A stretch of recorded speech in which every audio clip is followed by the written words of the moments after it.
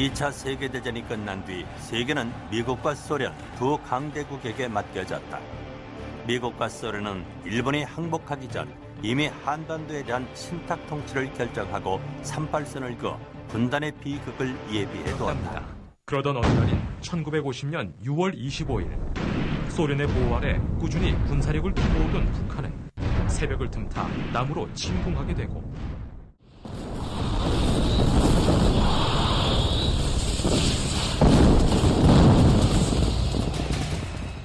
서울 사람들은 멀리서 들려오는 포성을 대수롭지 않게 여겼다. 그러나 그것이 전쟁의 시작이었다. 그날 새벽 4시 40분 38선을 넘은 북한군은 탱크를 앞세우고 일제히 남하하고 있었다. 사람들은 그것이 그동안 38선에서 자주 있었던 사소한 충돌 같은 거련히 했고 신문과 방송도 동요하지 말 것을 당부했다. 시민들은 시가에 포탄이 떨어지기 시작하자 비로소 놀라 짐을 쌌다. 한국군의 방어선은 급속하게 무너졌다. 마침내 28일 새벽 1시 북한군 전투부대가 미아리 고개까지 이르렀다. 전쟁을 시작한 지 사흘 만에 북한군은 서울에 입성했다. 불과 사흘 만에 태극기 대신 인공기를 든 환영 인파가 거리를 메웠다. 국군은 북한군의 남하를 저지하기 위한 고육지책으로 한강 인도교를 폭파했다. 그러나 북한군은 빠르게 남진했다. 북한군의 전투력은 남한에 비해 월등히 우월했다.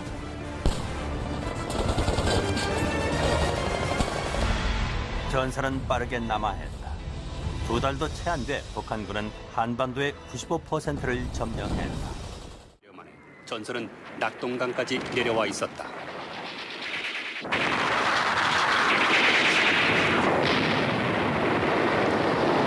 더 이상 물러설 곳은 없었다.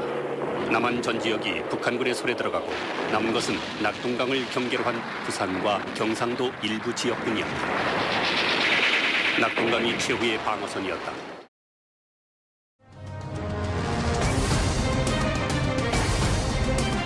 6.25 전쟁은 사상 최초로 유엔군을 결성케 했다.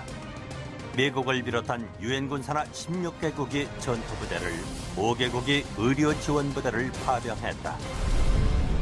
마침내 메가더 총사령관이 인천 상륙작전을 감행했다. 한반도의 허리를 끊어 북한군을 기습하는 과감한 작전이었다. 단기전을 예상했던 북한군은 보급로가 차단된 채 무너지기 시작했다.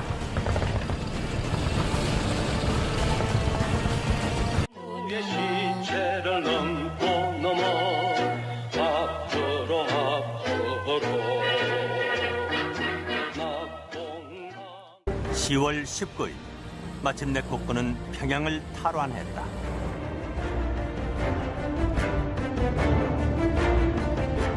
아군은 여세를 몰아 압록강까지 전진했다. 통일이 눈앞에 다가왔고 전쟁은 곧 끝날 듯이 보였다. 그러나 중국군이 한국전에 참전하면서 전세는 다시 한번 역전됐다.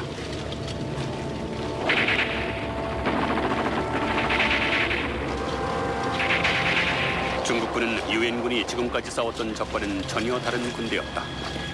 중화기가 없는데도 그들은 놀라운 기동력으로 유엔군을 곤경에 몰아넣었다. 시민들은 다시금 서울을 등져야 했고 아군은 금강유역까지 후퇴했다. 이에 미국의 트루먼 대통령이 6.25 전쟁의 핵무기를 사용할 수 있음을 시사하면서 한반도엔 3차 세계대전의 위기감이 고조됐다. 전쟁이 발발한 지 만 1년을 넘기면서 휴전협상이 진행됐다. 그러나 협상은 처음부터 난관에 부딪혔다. 기나긴 협상 과정은 그 자체만으로 또 다른 전쟁이었다. 협상의 주도권을 잡기 위한 치열한 고지쟁탈전. 작은 고지 하나를 사이에 두고도 뺏고 빼앗기는 기나긴 고지쟁탈전은 계속됐고 산천은 초토화됐다. 양측 모두 실로 엄청난 양의 포탄을 퍼부었다. 1953년 7월 27일 판문점. 오전 10시 정각 유엔 측 대표 해리슨과 공산 측 대표 나밀이 회담장에 들어섰다. 소련이 회담을 제의한 지 25개월 만에 158차례의 본회담 끝에 마침내 휴전협정이 조인되는 순간이 온 것이다. 양측은 묵묵히 협정 문서에 서명을 했다. 3년 1개월에 걸친 전쟁이 비로소 끝이 났다.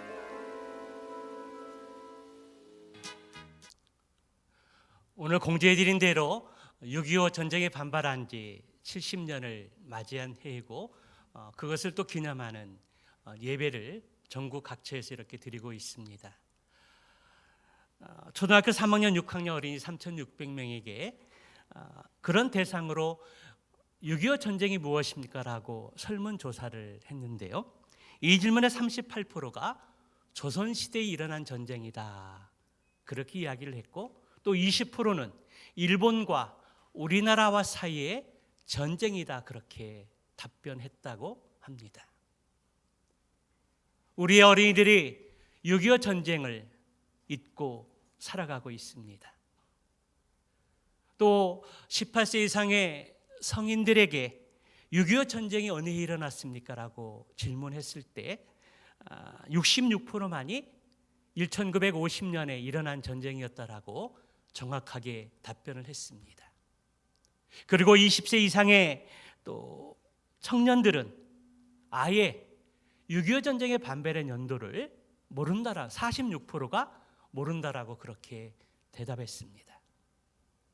청소년들과 청년에게도 6.25 전쟁의 그 참상의 아픔을 기억하지 못하고 있고 점점 잊혀져 가고 있는 그러한 전쟁이 되어져 가고 있다라는 것입니다.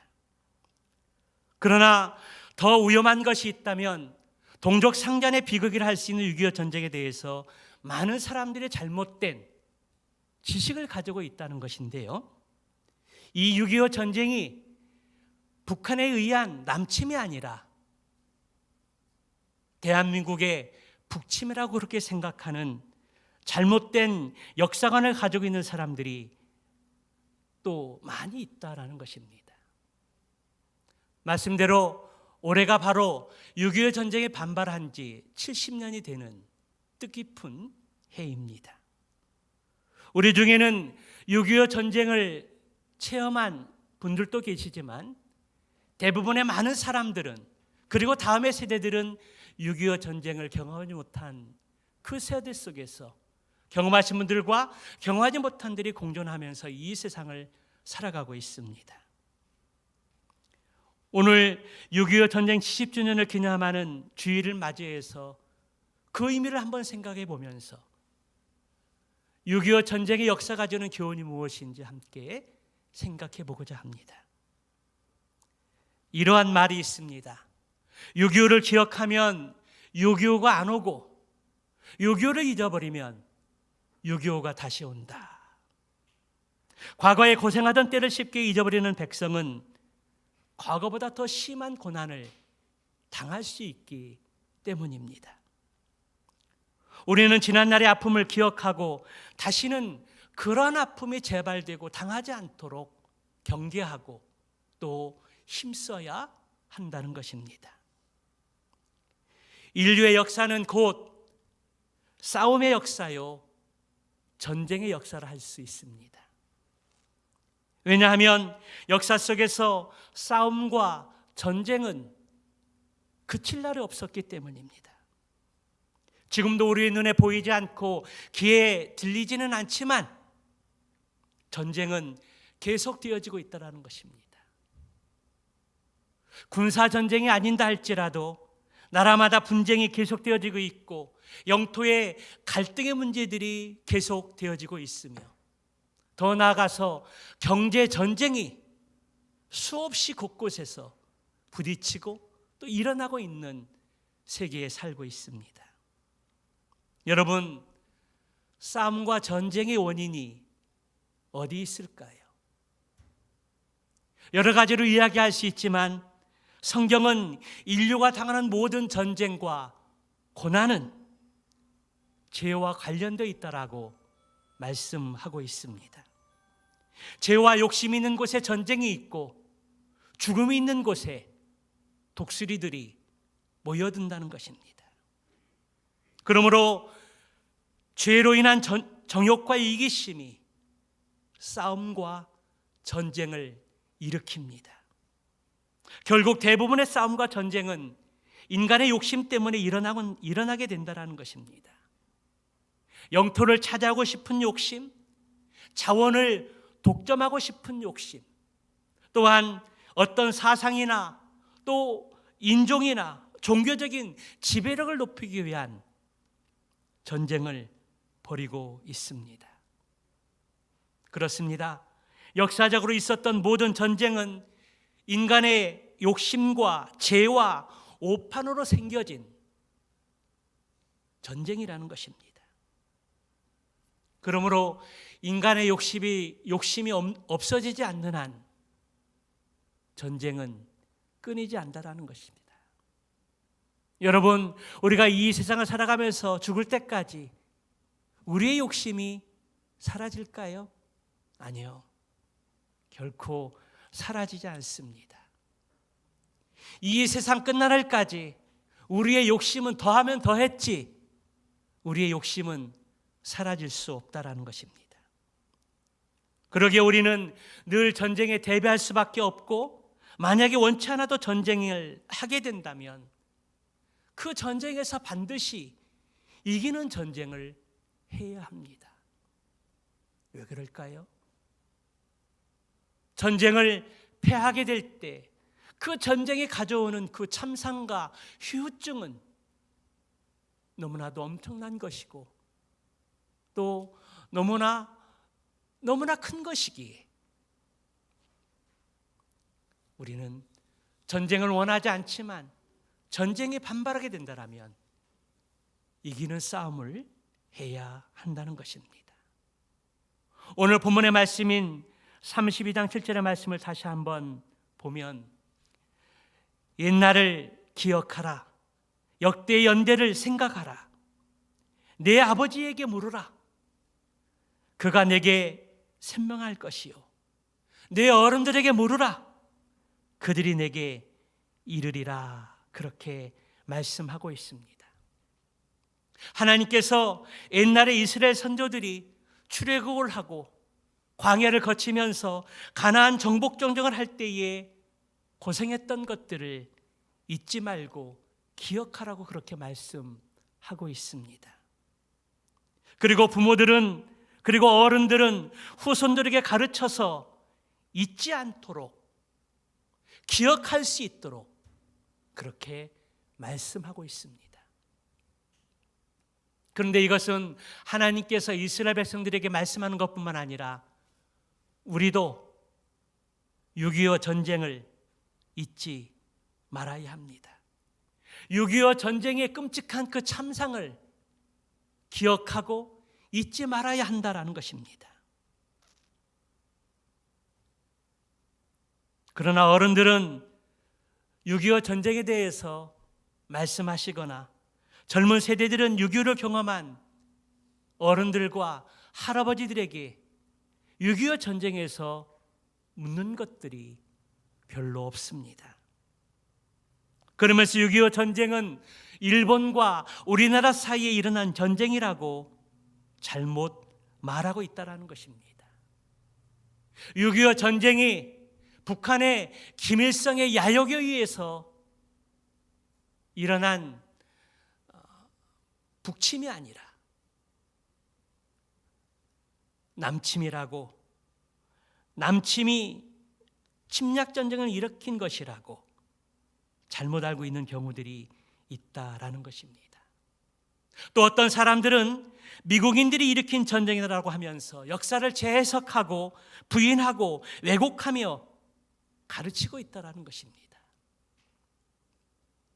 그러나 이러한 것들은 잘못돼도 너무 잘못된, 아주 잘못된 것이라는 것입니다.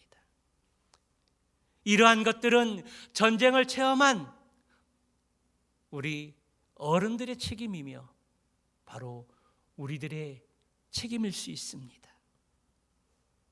그렇습니다. 6.25 전쟁의 끔찍한 그 전쟁의 교훈을 잊지 말아야 하고 6.25 같은 엄청난 그 참상을, 참변을 우리가 기억해야 합니다. 왜냐하면 그러한 참혹한 전쟁이 다시 일어나지 않도록 방비하고 또 경계하면서 우리가 이 나라를 지킬 수 있어야 하기 때문입니다. 우리들은 과거를 또 기억할 때에 좋은 일들은 기억하고자 하지만 나쁜 일들이나 불행하거나 아픈 과거들은 가급적 잊어버리려고 하는 그런 습성들이 우리 가운데 있습니다. 그러나 우리가 좋은 것이든 또 나쁜 것이든 불행한 것이든 잊어버리면 안 될 기억들이 있다라는 것입니다. 왜냐하면 그래야 우리는 두 번 다시 반복하고 실수해서 참혹한 전쟁이 벌어지지 않도록, 일어나지 않도록 우리가 먼저 준비해야 하기 때문입니다. 저도 이스라엘은 가보지 않았는데요, 이스라엘을 가면 반드시 세 곳을 또 가서 보아야 할 곳이 있다라는 것입니다. 하나는 통곡의 벽입니다. 로마에 의해서 이스라엘이 또 이렇게 멸망을 당하고 그때 이스라엘 성전이 파괴되었습니다. 그래서 이스라엘 백성들은 성전이 파괴되고 로마에게 또 잡혀가고 속국으로서 지배당할 때에 이스라엘 민족들이 세계 각처에 뿔뿔이 흩어지면서 유랑의 삶을 시작을 했습니다. 그리고 성전이 파괴될 때 남았던 그 성전의 그 잔해, 성전의 벽이 유적지로 남아있는데 이스라엘 백성들은 통곡의 벽에 가서 로마에게 멸망을 당하고 성전이 파괴되는 그 아픔을 기억하면서 통곡하면서 하나님 앞에 눈물을 흘리며 기도한다라는 것입니다. 둘째는 마다사라는 성입니다. 로마에게 멸망을 당할 때 이스라엘의 많은 사람들이 끝까지 마다사 이 성을 지키면서 최후의 결전을 벌이고 장렬하게 멸망을 당했습니다. 최후의 일전의 전쟁을 치르면서 멸망당한 그 아픔을 기억하면서 마다사 이 성을 잊지 않고 기억하고 있다는 것입니다. 로마 군대의 끝까지 저항하다가 최후의 순간을 맞은 것으로서 이스라엘의 멸망의 흔적이 남아 있습니다. 또 하나는 야도베심이라는 유대 민족의 박물관입니다. 히틀러의 나치하에 이스라엘의 유대인의 600명이 처참하게 죽은 그런 것들을 기억하기 위해서 박물관을 만들고 세웠습니다. 그 출입구에 가보면 다시는 당하지 말자, 망각은 망국에 이르는 길이다, 역사를 망각하는 자는 미래가 없다, 나는 글귀를 써놓고 그 박물관을 드나들면서 이 비참한 것을 잊지 말자, 망각하지 말자. 역사를 우리가 잊어버리게 되면 미래가 없다라는 것들을 교훈 삼아서 늘 생각하고 늘 기억하면서 그 아픈 참상에 대해서 잊지 않고 자녀들에게, 후대들에게 그런 것들을 가르치고 교육하고 있다는 것입니다. 성경은 이스라엘의 역사를 기록한, 또 하나님의 역사를 기록한 책이라고 할 수 있습니다. 성경의 말씀에 보게 되면 한 개인의 삶을 자세하게 기록하는 내용도 적혀져 있고요, 가족 공동체의 이야기를 기록한 내용도 있고요, 국가 공동체의 크고 작은 일들을 기록한 책이 바로 성경책이라는 것입니다. 그런데요, 그 성경책을 읽다 보면은 자랑스러운 이야기도 있지만 차마 입에 담기조차 힘든 이야기도 많이 기록되어져 있다는 것입니다. 아담과 하와가 하나님께 불순종해서 선악과를 따먹고 에덴 동산에 쫓겨난 그 이야기를 비롯해서 형이 동생을 죽인 살인 사건이 기록되어져 있고요. 그리고 자부간의 불륜이 기록되어진 유다와 다말의 관계도 기록되어져 있고요. 자기 목숨을 잃지 않기 위해서 자기 아내를 누이라고 소개하면서 왕에게 아내를 내어주어준 아브라함과 이삭의 이야기도 자세하게 기록되어져 있습니다. 또 동생을 노예로 판 이야기도 기록되어져 있고요. 사위를 죽이기 위해서 평생 다윗을 쫓아다닌 사울의 왕의 이야기도 있고요.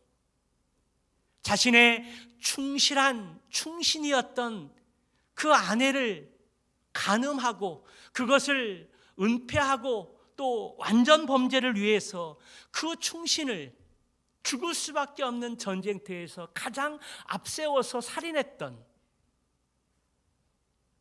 다윗의 부끄러운 모습도 기록을 했고요.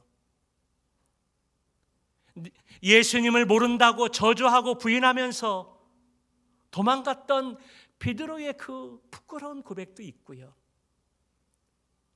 스승인 예수님을 은 30냥에 30에 팔아넘겼던 유다의 파렴치한 이야기 등 차마 성경에 기록하거나 입에 담지 못할 부끄럽고 수치스러운 그러한 이야기들이 성경에 아주 상세하게 기록되어져 있다는 것입니다.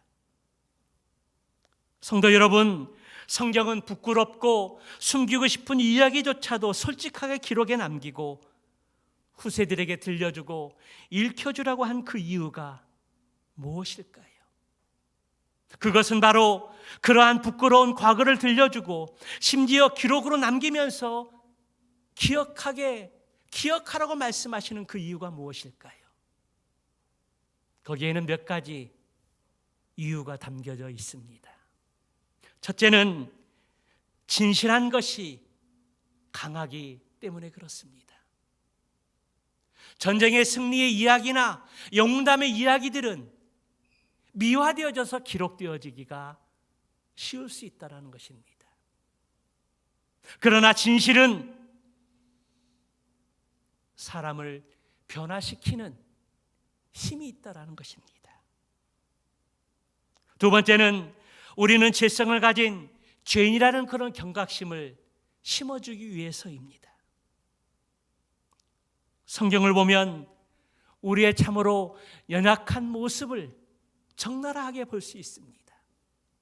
성경의 인물 하나하나를 보면서 어쩌면 내가 가지고 있는 그러한 죄의 습성들을 다 가지고 있고 그들이 실수하고 넘어지는 그러한 아픈 모습들이 나의 모습인지 거울을 보듯이 우리의 자화상을 볼 수 있다는 것입니다. 그래서 성경을 보면 우리가 얼마나 부끄러운 존재인지를 우리가 알 수 있습니다. 그래서 성경을 읽으면서 그 사건의 그 인물 속에서 우리가 공감할 수 있고 또 그 말씀을 읽으면서 눈물을 흘리면서 회개할 수 있는 그 이유가 그 말씀 가운데 담겨져 있다는 것입니다. 세 번째는 부끄러운 일을 두 번 다시 행하지 말라는 경고와 교훈의 말씀이 담겨져 있기 때문입니다. 부끄러운 일들은 잠시 감출 수 있고 사람을 속일 수 있지만 하나님 앞에서는 숨길 수 없습니다. 그 부끄러운 또 수치들이 수천 년이 지나도록 기억된다는 그 수치심을 기억하기 위해서 성경은 아주 적나라하게 기록을 하고 있다는 것입니다. 마지막으로 죄는 반드시 드러나게 되어 있다는 것입니다. 이것은 죄에 대한 경고이며 경각심을 갖게 하는 의미가 있습니다.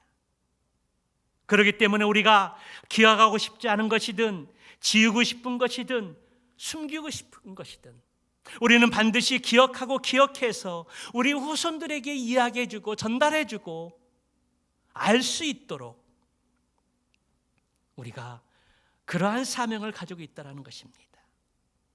왜 그럴까요? 그러한 교훈을 통해서 반면에 교훈을 삼아서 그러한 죄들을 다시 한번 반복하지 않고 실수하고 넘어지지 않도록 일깨워주고 세워주기 위한 목적이 담겨져 있다는 것입니다.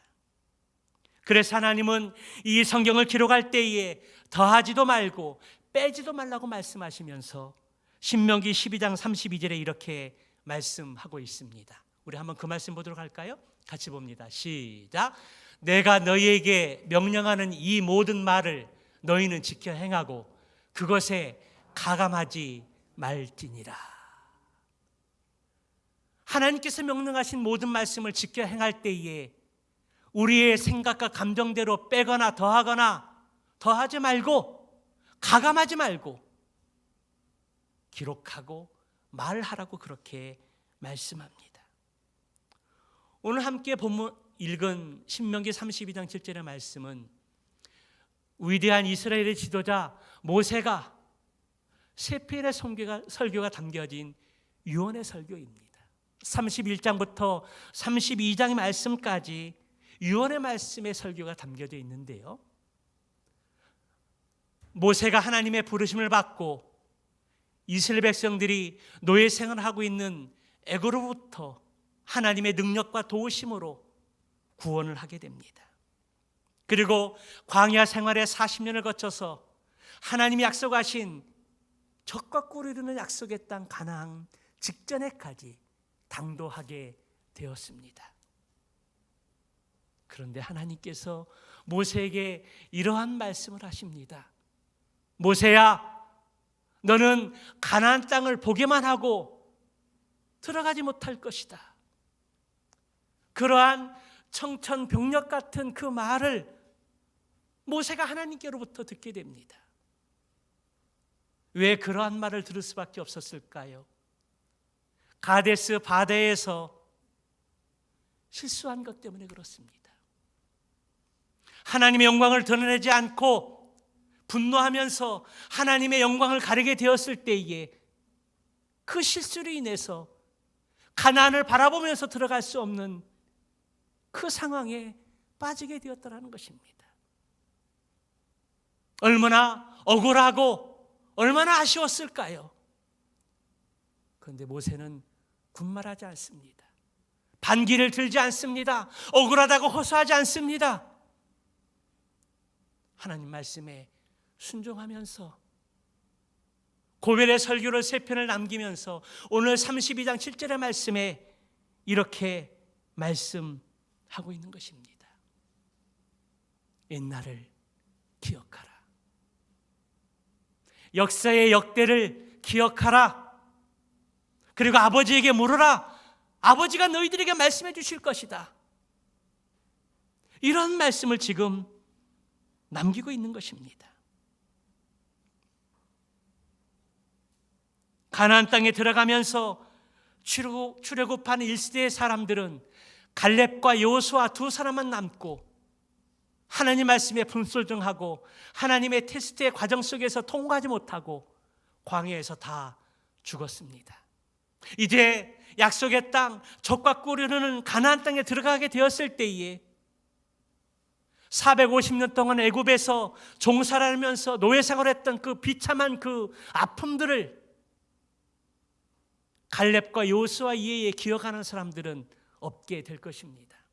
10가지 재앙을 통해서 출애굽을 시키고 홍해바다를 건너고 광야의 40년의 생활 속에서 고기가 먹고 싶다면 고기를 보내주시고 물이 먹고 싶다면 물을 보내주시고 낮에는 구름 기둥으로 밤에는 불 기둥으로 그들을 인도하시면서 가나안 땅에 인도하셨던 그 하나님의 놀라운 역사를 기억하는 이 시대가 사라졌다라는 것입니다. 하나님의 역사와 하나님의 능력과 기적들을 경험한 그 세대들이 가나안 땅에 들어가서 그것을 기억하는 세대들이 없다라는 것입니다. 그래서 하나님께서 모세를 통해서 말씀하시기를 그 옛날을 기억하라는 것입니다. 역사의 연대를 기억하라는 것입니다. 그리고 어른들은 하나님의 기적과 하나님의 역사를 경험한 세대들은 자녀들에게 그 역사와 기적과 하나님의 그 능력들을 가르치고 또 기록해서 알려주라고 그렇게 말씀하고 있습니다. 오늘 여기 옛날을 기억하라고 말씀하고 있다는 것입니다. 그렇다면 여러분, 옛날을 기억하라는 것은 무엇을 기억하라는 말씀일까요? 첫째로 이스라엘의 고난의 역사를 기억하라는 것입니다. 모세는 여기에서 이스라엘이 애굽에서 430년 동안 고난받았던 것들, 그리고 출애굽한 그 이후에 광야의 40년의 생활을 통해서 고난을 받고 가나안 정복 전쟁을 통해서 위험천만 가운데 있었던 것들을 잊지 말고 꼭 기억하라고 그렇게 말씀하고 있습니다. 우리도 6.25 전쟁을 잊지 말고 기억해야 합니다. 일제강점기 때 역사가이며 언론가이고 그리고 독립운동가였던 신채호 선생님이 이러한 말을 했습니다. 역사를 잊은 민족은, 역사를 잃은 민족에게는 미래가 없다. 역사를 잊어버린 민족에게는 미래가 없다라는 것입니다. 무슨 말입니까? 그만큼 과거를 통해서, 과거의 아픈 기억을 통해서 우리의 현재의 삶을 살아갈 수 있고 미래를 계획할 수 있다는 것입니다. 둘째로 역사를 잊어버리지 말라고 하는 것은 하나님의 도우심을 잊지 말라는 것입니다. 모세는 이 설교 속에서 하나님은 자기 백 계속 강조하고 있는 것들이 있습니다. 이스라엘 역사의 고난 속에서 하나님은 자기 백성들을 눈동자같이 지켜주시면서 도와주셨다고 그렇게 말씀하고 있습니다. 우리 10절의 말씀을 다시 한번 보도록 할까요? 10절 말씀 같이 봅니다. 시작. 여호와께서 그들을 항무지에서 짐승이 부르짖는 광야에서 만나시고 호위하시며 보호하시며 자기의 눈동자같이 지키셨도다. 할렐루야. 우리 하나님께서 이스라엘 백성들을 광야의 삶 속에서 만나시고 호위하시며 보호하시며 눈동자같이 이스라엘 백성들을 지켜주셨다라고 그렇게 말씀하고 있습니다. 하나님께서 도와주신 것들을 잊지 말라는 것입니다. 하나님께서 6.25 전쟁 가운데 우리나라를 도우시고 지켜주신 것을 잊지 말아야 합니다. 만약에 하나님께서 우리를 도와주시지 않으셨다면 우리는 지금 공산화가 되었을 것이고, 공산화가 되었을 때에 어떠한 비참한 삶을 살아가야 되는지 우리가 그림을 그려보면 뻔한 삶이 나옵니다. 상상만 해도 정말 끔찍한 일이 아닐 수 없습니다. 6.25 전쟁 당시 하나님이 우리 민족을 도와주셨는데요, 두 가지만 말씀드릴 수 있습니다. 첫째는 기도의 응답입니다. 북한의 김일성의 야욕에 의해서 남침으로 6.25 전쟁의 동족산장의 전쟁이 시작이 되어졌습니다. 3일 만에 서울을 빼앗겼고요, 3개월 만에 부산만 남겨두고 우리나라가 다 빼앗겨졌습니다. 우리나라의 그 상황들은 풍전등화와 같은 엄청난 위기 속에 있습니다.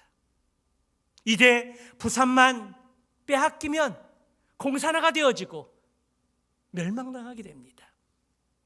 그래서 부산을 빼앗기지 않기 위해서 낙동강에 배수진을 치고 치열한 전쟁을 벌이게 됩니다.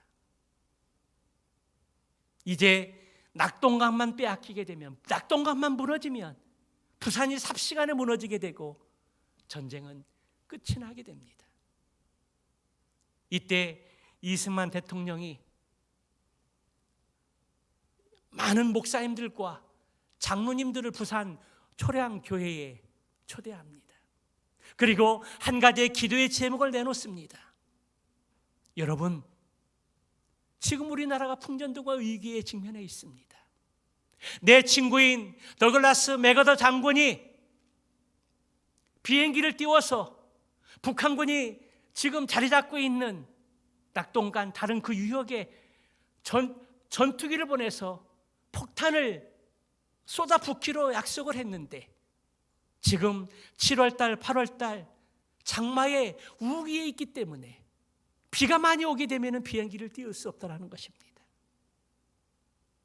그래서 하나님께서 비를 막아주시고 약속대로 맥어더 장군이 전투기를 보내서 융단 폭격을 해서 북한 지역에 초토화를 만들 수 있도록 하나님 도와주십시오라고 기도해달라고 요청을 했습니다.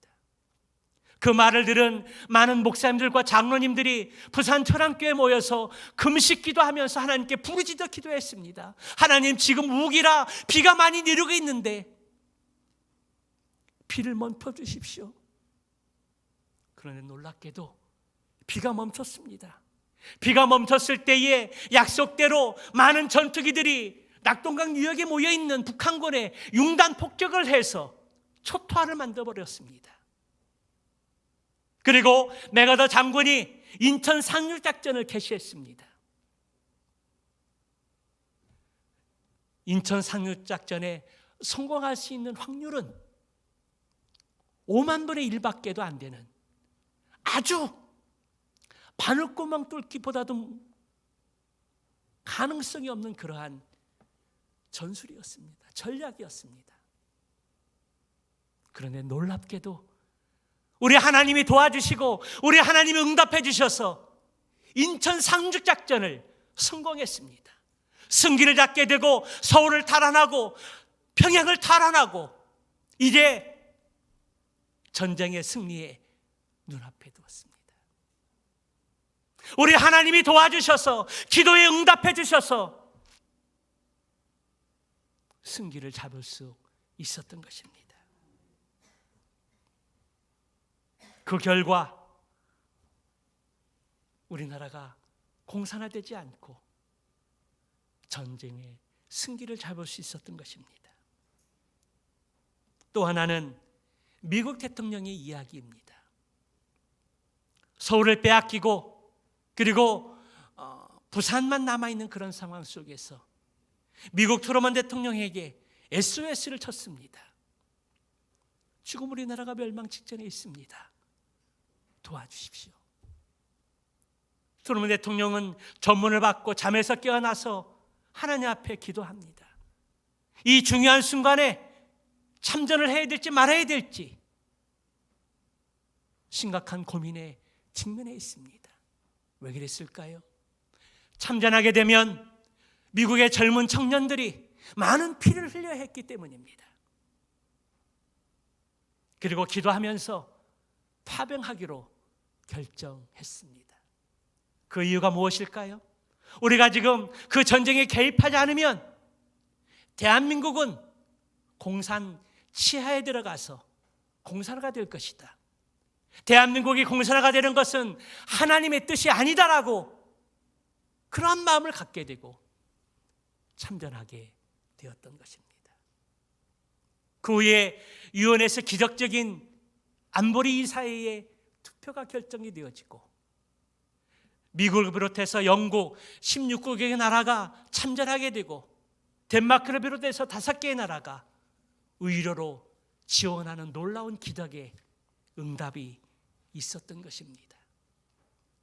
이 모든 것들이 기도의 응답이요 하나님의 도우심의 역사였다라는 것입니다.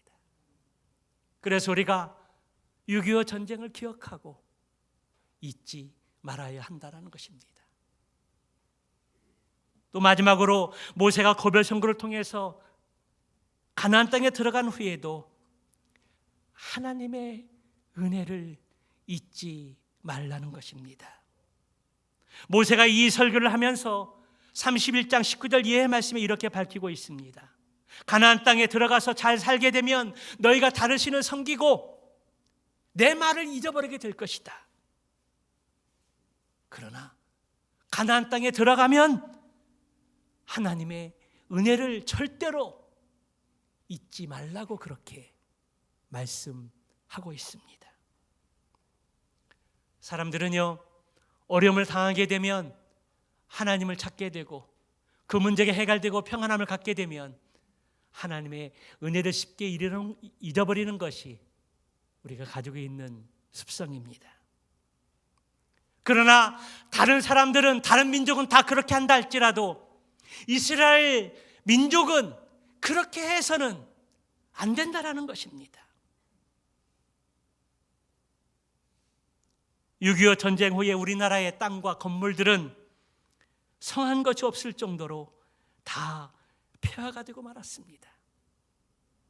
그런데 지금 우리나라가 어떻습니까?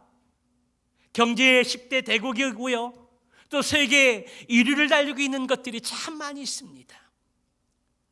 우리는 이제 부족함이 없이 많은 것들을 가지고 누리고 사는 민족이 되었습니다.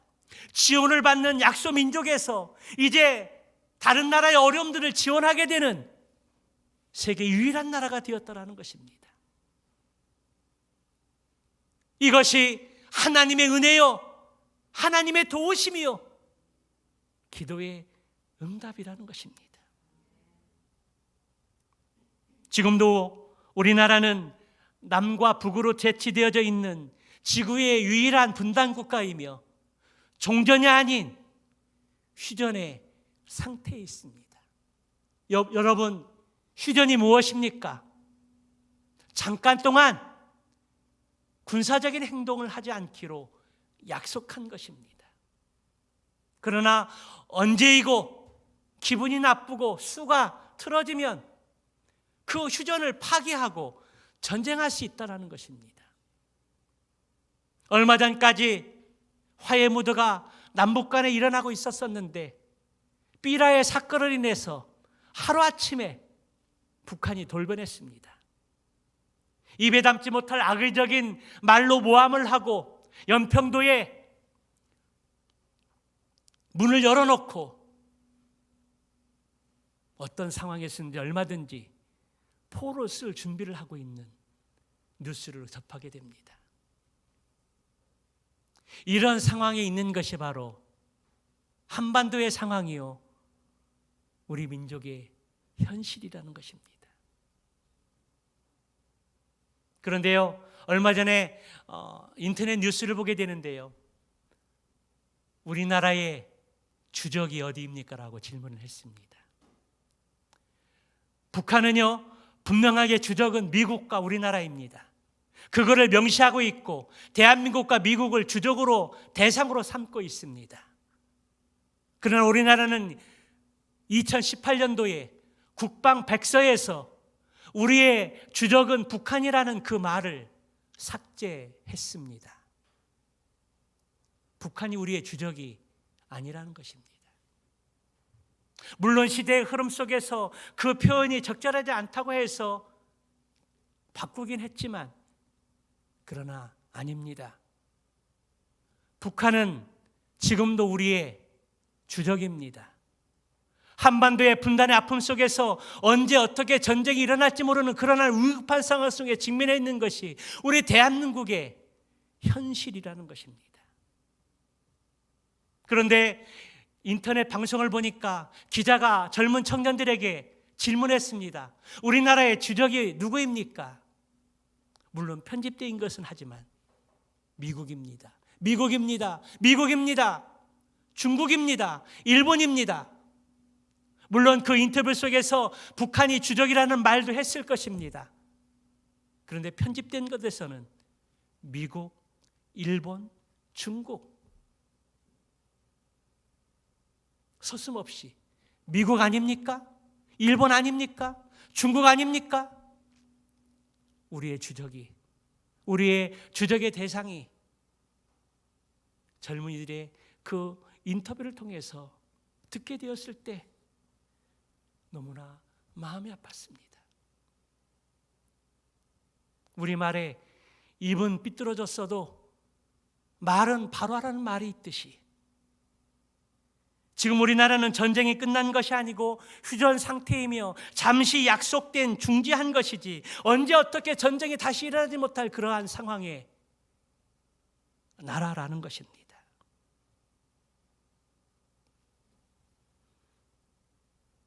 사랑하는 성도 여러분, 왜 우리가 고난의 역사를 기억해야 할까요? 그와 같은 고난의 역사를 다시 되풀이하지 않기 위해서입니다. 여러분, 우리가 왜 하나님의 은혜를 잊지 말고 기억하며 우리 자녀들과 후손들에게 그 하나님의 도우심과 역사를 이야기하면서 가르치고 교육해야 할까요?